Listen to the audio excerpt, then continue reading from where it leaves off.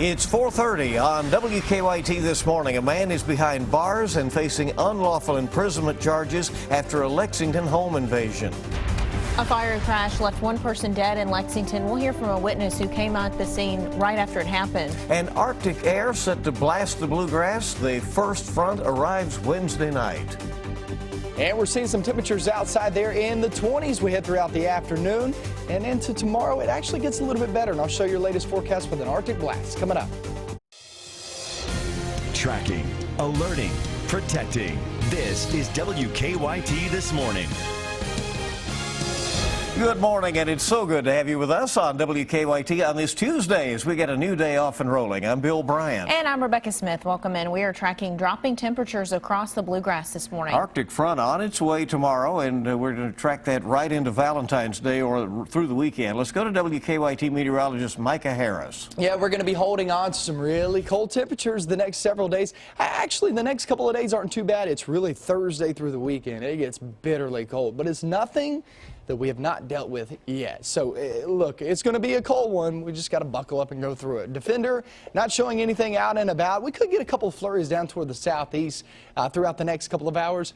But the snow we got last night, which wasn't much, but it possibly could be on the rooftops as you wake up in some of those cars. Walking out and about in the 20s. Watch for those overpasses and bridges. Still cool at about 37 degrees. 40s tomorrow, then the bottom drops out. And I'll show you that coming up. All right, we'll see you in a bit. We thank you. This morning, people in New England are certainly digging out from yet another major snowstorm. 2 feet of snow fell on Boston as the city has now set a new record for snowfall this winter. The heavy snow caused trolleys and trains to stall. They're still shut down today. The Boston area is under a state of emergency. They've received nearly 74 inches of snow this winter. New this morning, a man is behind bars after a violent burglary. 20-year-old Charles Reeves was arrested last night and faces robbery, burglary, and unlawful imprisonment charges. This after police say he tied up and robbed 2 women in their home on Old Paris Road. Police say 3 men busted into the home back in January. There was a young child inside at the time who was not harmed. Witnesses describe a horrible sight. A fiery crash killed one person on a busy Lexington road. Investigators say that person was trapped in a burning car. The crash happened yesterday afternoon on Versailles Road. You're looking at an eyewitness picture from the scene. Versailles Road was closed for hours. WKYT's Jordan Valines has the story. All 4 lanes of this stretch of Versailles Road near the airport is now back open. That's after they were closed for several hours on Monday afternoon due to a fatal collision that happened about half the mile down the road from here.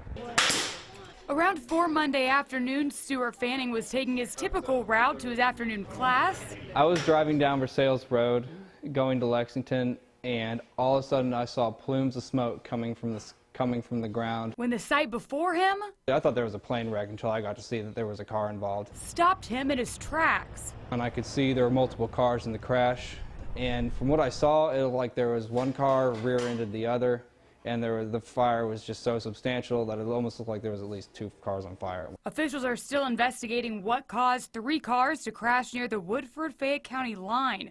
The crash causing 2 of the cars to catch on fire. The glass must have broke during the impact, and there was flames coming out of all sides of the car. The coroner says one person who was inside one of the burning cars died. That's the first thing that I thought of. Someone had to have died because that's a very substantial car wreck. At last check, the victim's identity had not yet been released. Several other people were also injured in this accident, and they have been taken to UK Hospital. In Lexington, Jordan Valines, WKYT.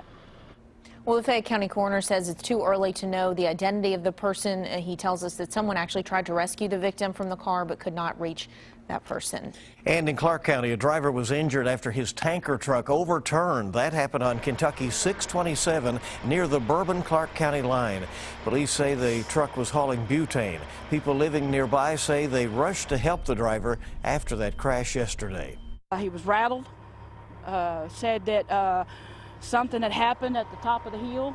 He had lost control, had went off our side of the ditch, and it just looked like a sardine can.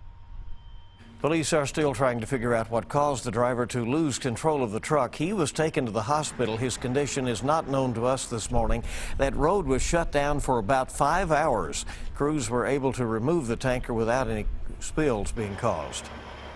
Traffic was at a standstill along Interstate 75 last night after a tractor trailer sparked a mattress fire. Firefighters say the truck ran over a mattress in the road and the mattress got caught near the rear wheels of the trailer that sparked the fire. Firefighters say the driver noticed smoke and pulled over near mile marker 103. The fire was put out before it spread to the cab of the truck. No one was injured. Firefighters say the trailer is damaged. 4:35 on WKYT this morning. It has made many students and staff members very tense and nervous over the last week. A threatening message found in a bathroom on the Eastern Kentucky University campus. And police say the message implied there would be gun violence on campus tomorrow. EKU leaders are trying to calm nerves and assure everyone that campus is safe. Sean Moody tells us what extra steps are being taken. An EKU spokesperson told me they've already increased security around campus since last week. They're hoping to be able to find the person who made that threat. They're also taking precautions for Wednesday. Most of the people I talked with on campus said there's been tension here ever since that message was found in a bathroom at Combs Hall. The actual text was bringing gun to here, 211-15 dead students. Scott Kaysen is the vice president of marketing and communications at EKU. He says while university police try to figure out who left the message, the administration is trying to help students and teachers get through the week. Wednesday, February 11th will be as normal a day on campus as we can make it. That doesn't mean the university isn't taking precautions. There will be increased security across campus on Wednesday, as well as at events like the Alton Brown program and the Morehead State EKU basketball game Wednesday night. It seems like it's kind of 50-50 split. Like either they're really tense or they kind of don't care. Students who were concerned didn't want to go on camera. They said they wouldn't be in class on Wednesday. Most of my friends anyway are still going to go to class Wednesday. They're not too affected by it, but some of my other friends say they're going to stay in their dorms on Wednesday. The university won't penalize students or teachers who don't show up. In fact, they're encouraging them to find alternative ways to complete assignments. I think if we do that effectively, no matter who leveled this threat, whether we catch them or not, I believe we will demonstrate that as a community, we're not going to be deterred from our mission. One grad student who didn't want to go on camera told me she hopes police find that person before Wednesday. She says as long as that person is still out there, there will still be tension here on campus. In Richmond, Sean Moody, WKYT. Kentucky State Police have a post on campus. They say they'll also have an increased presence at the university tomorrow.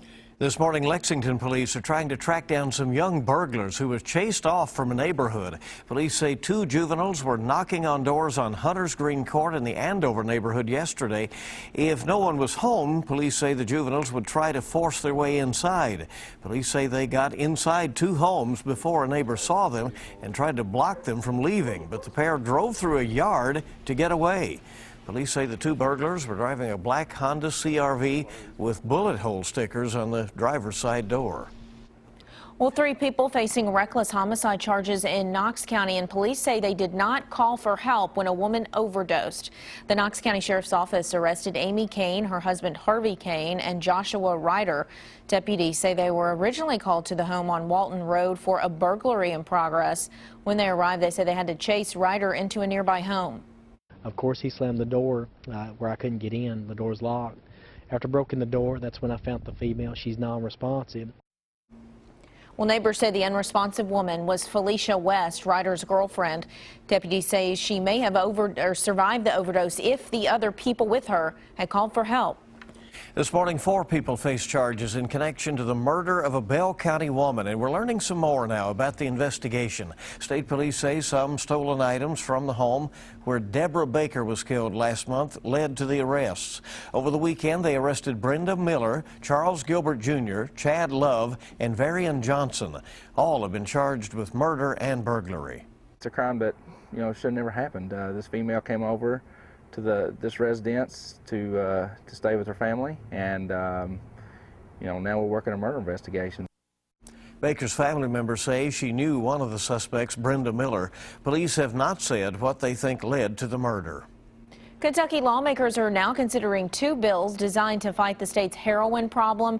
The House version of the heroin bill was unveiled Monday afternoon. It proposes more treatment options for heroin addicts. It would set up a new tiered system for offenders, separating small-time peddlers from big-time dealers. The Senate also has its own version. It features more money for treatment and a provision not to prosecute overdose survivors for possession charges.